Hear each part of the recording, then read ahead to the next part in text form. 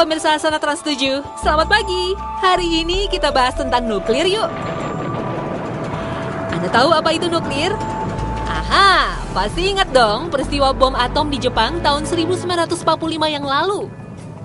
Energi yang dihasilkan sungguh luar biasa. Oke, kita bahas yuk. Isu akan habisnya minyak bumi dan bahan tambang lain sebagai sumber energi utama membuat setiap insan di muka bumi ini mulai berlomba-lomba dalam mencari kebutuhan sumber energi alam yang baru. Sebenarnya Allah SWT telah memberikan segala energi yang kita butuhkan di dunia ini dengan berlimpah. Bumi pun diciptakan Allah dengan berbagai kemudahan bagi manusia. Dan manusia tinggal mengeksplorasi dan memanfaatkan segala sumber daya alam yang ada. هو الذي جعل لكم الأرض ذلولا فامشوا في مناكبها وكلوا من رزقه وإليه النشور. Nah, kebutuhan manusia akan minyak hasil tambang bumi selalu meningkat. Sebagian besar digunakan untuk bahan bakar dalam setiap proses produksi. Isu akan habisnya minyak bumi bila terus-menerus ditambang menimbulkan kecemasan di berbagai aspek sumber energi. Dengan daya pikirnya, manusia mulai mencoba mencari sumber energi baru, terutama sebagai pembangkit listrik. Riset demi riset dilakukan oleh ilmuwan di berbagai belahan dunia. Dengan ilmu fisika dan kimia yang dikuasai manusia, para ilmuwan pun berhasil menemukan reaksi inti dari unsur atom. Unsur atom ini berhasil menghasilkan reaksi nuklir yang dapat menjadi sumber energi baru bagi setiap aspek kehidupan.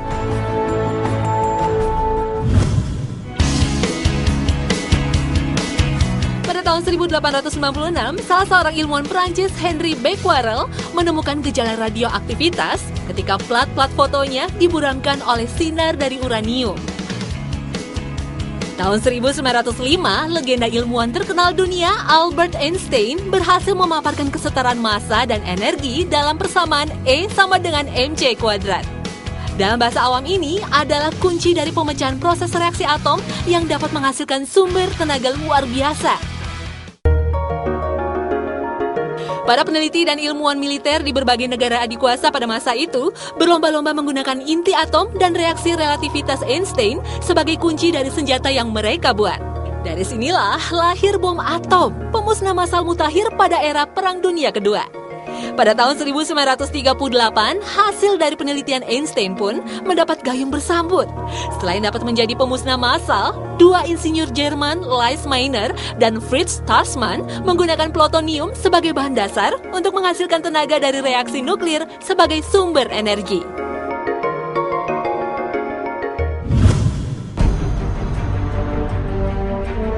Dengan terbitnya penemuan bom atom, percobaan demi percobaan pun dilakukan. Percobaan pertama yang dilakukan oleh Amerika pada tahun 1945 di gurun pasir daerah New Mexico. Percobaan atom kedua langsung dijadikan sebagai deklarasi perang bom atom yang pertama. Amerika menggunakan bom atom untuk memukul balik Jepang atas berbagai peristiwa penyerangan oleh Jepang, termasuk tragedi Pearl Harbor.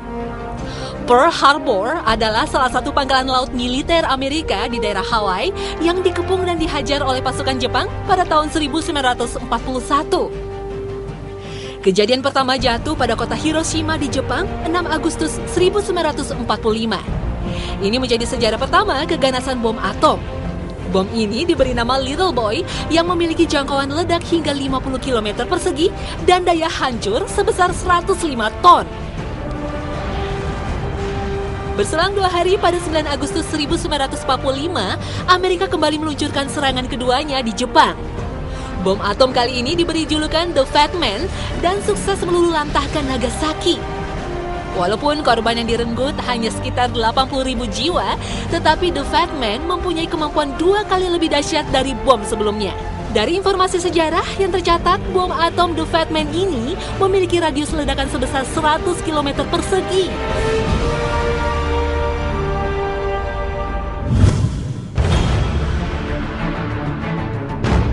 Di balik kehebatan daya hancurnya, ternyata bom atom atau nuklir juga memiliki radiasi yang sangat berbahaya bagi korban yang selamat. Daya ledak bom atom di Hiroshima dan Nagasaki memiliki daya panas hingga 4.000 derajat Celcius.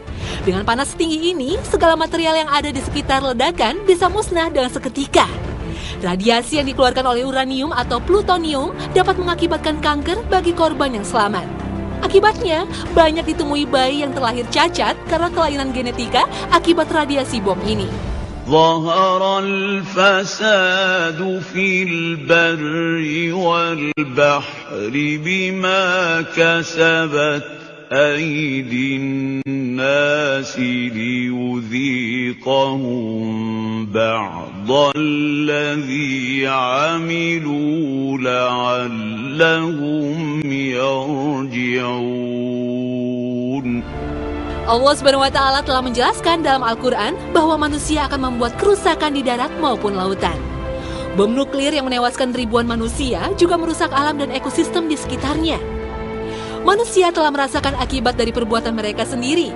Hal ini sejatinya agar mereka kembali ke jalan yang benar dan bukan semakin merusak unsur kehidupan yang telah diciptakan.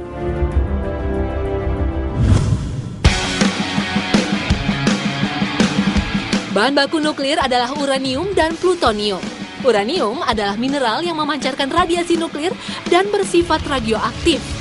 Mineral ini menjadi bahan bakar utama nuklir. Wujudnya berupa logam berat, beracun, berwarna putih keperakan, dan radioaktif alami. Dalam unsur kimia, uranium memiliki lambang U dan nomor atom 92. Uranium biasanya terdapat dalam jumlah kecil di bebatuan, tanah, air, tumbuhan, dan hewan. Uranium memiliki sifat fisik yang khas, yaitu ditemukan di alam berwarna hijau kekuning-kuningan dan coklat tua. Bila disinari cahaya ultraviolet, uranium akan mengeluarkan cahaya fluoresensi yang sangat indah. Sifat radioaktif dari logam jenis ini dapat memicu perubahan kode DNA manusia. Jika makhluk hidup terkena dampak radiasi dari benda ini, bisa-bisa seekor sapi betina berubah bentuk menjadi kambing jantan berkepala 5. Karena saking kuatnya pengaruh benda ini dalam memacu reaksi mutasi genetik terhadap makhluk hidup. 1 gram uranium memiliki kandungan energi setara dengan 1 gerbong batu bara. Untuk yang satu ini kita mesti bilang, wow, dahsyat bukan? Pantas saja jika logam yang satu ini meski sangat berbahaya dan langka, tetap saja dicari untuk kepentingan sumber daya energi. Itu yang membuat harganya sangat mahal.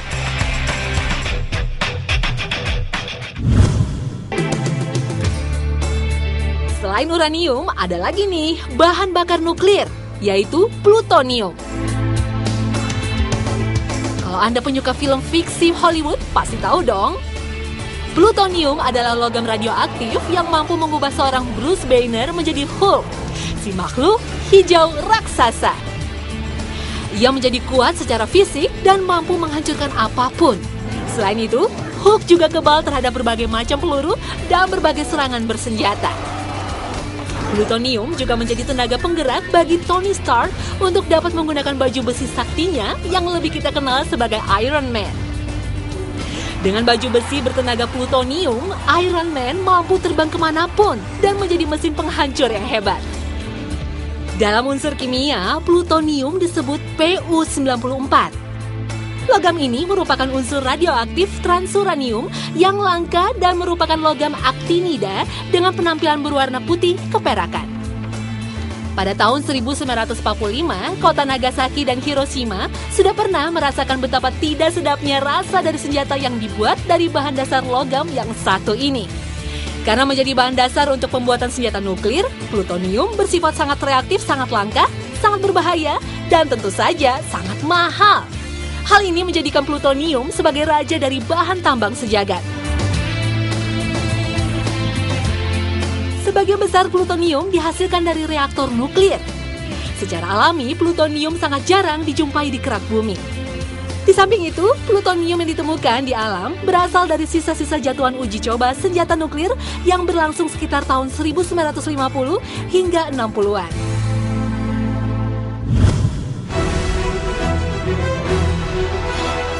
Amerika Serikat dan sekutunya berusaha menghalangi setiap negara yang ingin melakukan pengayaan uranium untuk bahan baku nuklir. Negara yang paling ditentang untuk melakukan pengayaan uranium adalah Iran. Atas dasar sebuah kecurigaan itu, Badan Tenaga Atom Internasional yang dikendalikan oleh Amerika kemudian melaporkan Iran ke Dewan Keamanan PBB pada 4 Februari 2006.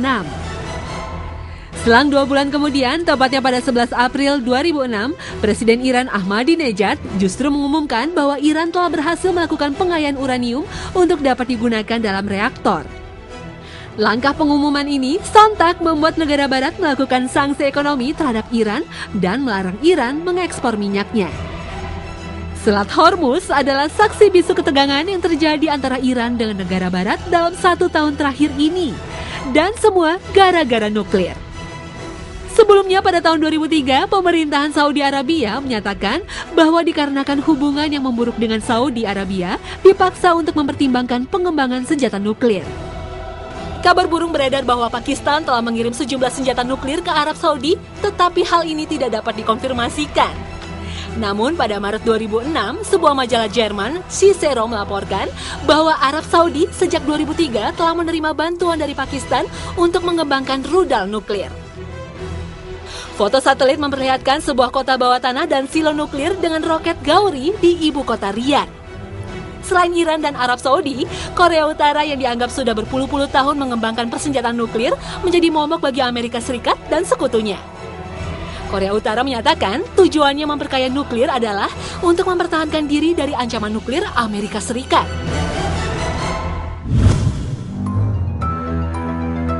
Pemanfaatan nuklir sebagai sumber energi telah dilakukan oleh 31 negara di dunia.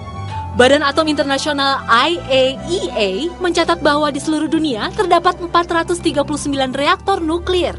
Pembangkit listrik tenaga nuklir atau PLTN menyumbangkan 50% pasokan listrik di Amerika Serikat, Jepang, dan Prancis. Sehingga secara total 14% pasokan listrik dunia disumbangkan dari PLTN. Sebuah lembaga ekonomi Eropa, Rheinische-Westfälischen Institute for Economic Research RWI melakukan kalkulasi pengadaan listrik bersumber nuklir. Dan hasilnya, harga listrik yang berasal dari PLTN adalah 10,7 sen euro per kWh atau sekitar Rp1.300 per kWh. Perusahaan listrik negara PLN mematok harga listrik per kWh sebesar Rp1.037. Artinya, secara ekonomi, harga listrik yang berasal dari PLTN hingga saat ini memang lebih mahal. Tingginya biaya pengadaan listrik bersumber nuklir disebabkan tingginya biaya pembangunan pembangkit dan pengolahan limbahnya. Tetapi seiring dengan semakin melambungnya harga minyak, maka banyak negara maju di dunia memutuskan untuk berinvestasi membangun PLTN. Alasannya adalah amannya pasokan bahan dasar PLTN, yaitu uranium, hingga ratusan tahun mendatang. Diperkirakan cadangan uranium di seluruh dunia 40 kali lebih besar daripada cadangan perak. Dengan harga uranium sebesar $130 per kilogram, maka biaya bahan bakar listrik asal PLTN hanyalah 7% dari harga jual listrik. Ini berarti biaya bahan bakar PLTN 10 kali lebih murah dibanding pembangkit listrik berbahan bakar gas. Energi nuklir bagi Rusia, bak pisau bermata dua. Di satu sisi, negeri beruang merah ini adalah negeri pertama yang menikmati listrik dari PLTN. Tetapi, tragedi Chernobyl di tahun 1986 mengharuskan mereka menghitung ulang resiko dan keuntungan ekonomi pemanfaatan energi nuklir. Tragedi Chernobyl terjadi pada 19 April 1986.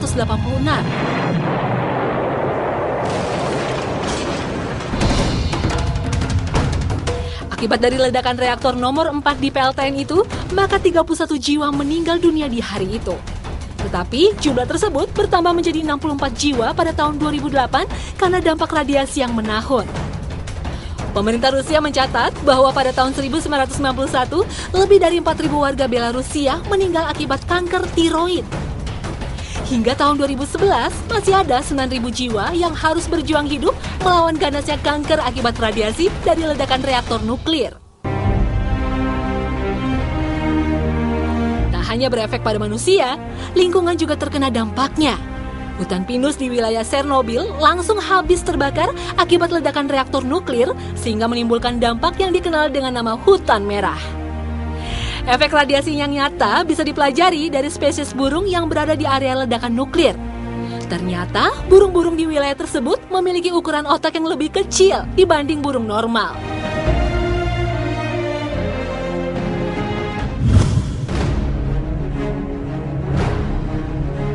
Gempa bumi yang terjadi pada tanggal 11 Maret 2011 berlanjut pada sebuah bencana nuklir. Gempa dan tsunami yang melanda wilayah pantai timur Jepang berujung pada melelehnya nuklir dan pancaran radiasi yang hebat. Badan Keselamatan Nuklir dan Industri Internasional (NISA) mencatat bahwa tingkat bencana nuklir pada PLTN Fukushima mencapai level 7 atau level maksimal. Sehingga bencana nuklir ini sama parahnya dengan tragedi Chernobyl. Wilayah dalam radius 20 km dari PLTN Fukushima telah ditetapkan sebagai wilayah terdampak bencana dan terpapar efek radiasi.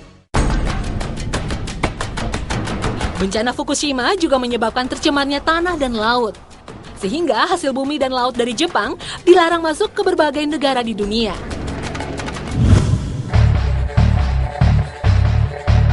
Selama ini kita selalu mengidentikan nuklir dengan hal yang menghancurkan seperti bom nuklir. Tapi tahukah Anda bahwa nuklir dapat dimanfaatkan untuk kebutuhan manusia? Berikut adalah contohnya. Pembangkit listrik tenaga nuklir atau yang biasa disingkat PLTN, yaitu stasiun pembangkit listrik termal di mana panas yang dihasilkan diperoleh dari satu atau lebih reaktor nuklir. Sampai bulan Maret tahun 2011, sudah tercatat 442 PLTN berlisensi di dunia dan beroperasi di 31 negara yang berbeda. Hasilnya dapat menyuplai 17% listrik dunia. Selain pembangkit listrik, tenaga nuklir ini juga dimanfaatkan untuk bidang lain. Yang dipakai adalah aplikasi reaktornya yang berupa radioaktif. Radiasi panas dari nuklir ini banyak juga dimanfaatkan dalam dunia kedokteran. Foto ronsen atau sinar X adalah salah satunya. Dengan radiasi, dokter mampu melihat ke dalam tubuh pasien sehingga dapat membuat diagnosis penyakitnya. Biasanya dipakai untuk mendeteksi adanya kelainan pada tulang atau tumor. Tentunya ini sangat membantu dalam penyembuhan penyakit. Bahkan sekarang ada istilah kedokteran nuklir. Radioisotop dapat dimasukkan ke dalam tubuh pasien atau direaksikan dengan bahan biologis seperti darah, urin, atau cairan lambung. Tujuannya untuk mendiagnosis penyakit seperti jantung koroner, gangguan ginjal. Selain diagnosis, radioisotop juga sudah dipakai untuk terapi beberapa penyakit, khususnya kanker. Dengan radiasi dengan dosis yang besar diharapkan dapat mematikan sel kanker. Dalam bidang pertanian juga sudah menerapkan tenaga nuklir. Mutasi genetik pada biji tanaman dilakukan dengan menggunakan radiasi nuklir. Pengacakan DNA tanaman ini biasanya dilakukan untuk memperoleh bibit unggul, yaitu tahan terhadap hama dan penyakit, umur lebih lama, dan produksi yang lebih banyak. Penelitian arkeologi juga memanfaatkan tenaga nuklir. Rasio unsur radioaktif dalam suatu objek dapat digunakan untuk menentukan umurnya. Itulah sebabnya peneliti dapat menentukan umur penemuan tulang dinosaurus atau benda purbakala. Tentunya ini sangat bermanfaat untuk ilmu pengetahuan, bukan? Dunia antariksa juga sudah mulai menerapkannya. Ruang antar bintang adalah sebuah tempat yang gelap dan dingin, bahkan mendekati nol mutlak. Kendaraan angkasa harus menjaga bagian kritisnya tetap hangat agar tidak membeku dan terkunci. NASA memecahkan masalah ini dengan menempatkan elemen pemanas yang mengandung bahan radioaktif di daerah kritis. Sebagai materi meluruh, radioaktif memberikan sejumlah kecil panas yang menjaga bagian-bagian penting seperti kamera dan pintu sensor bergerak di suhu mendekati nol mutlak. Tentunya pemanfaatan ini tidak berhenti sampai di sini saja. Seiring waktu, pasti akan banyak penemuan aplikasi terapan tenaga nuklir.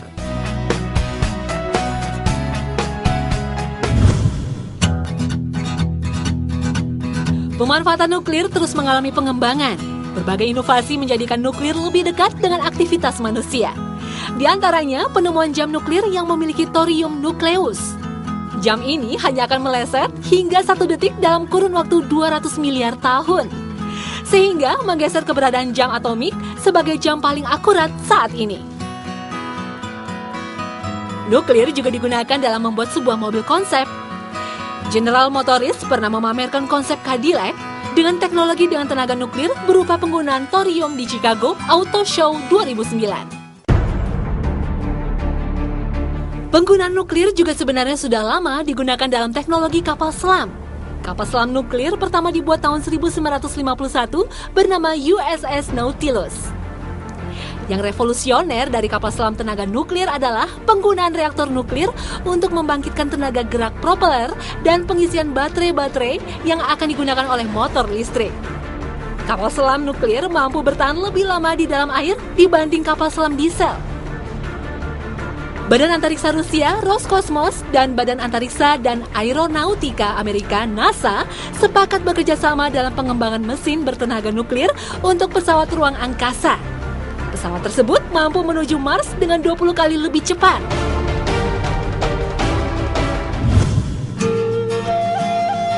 Nah pemirsa Hasanah, nuklir adalah sebagai nikmat yang telah Allah berikan pada manusia. Namun jangan sampai penggunaannya hanya untuk menciptakan kerusakan di muka bumi. Inna a'tainakal kautsar fasalli li rabbika wanhar. Nah pemirsa Hasanah, inilah akhir kebersamaan kita pagi ini. Saksikan terus Hasanah Ensiklopedia Islam Dunia setiap hari Senin hingga Jumat pukul 5 pagi hanya di Trans 7. Terima kasih atas perhatian Anda dan wassalamualaikum warahmatullahi wabarakatuh.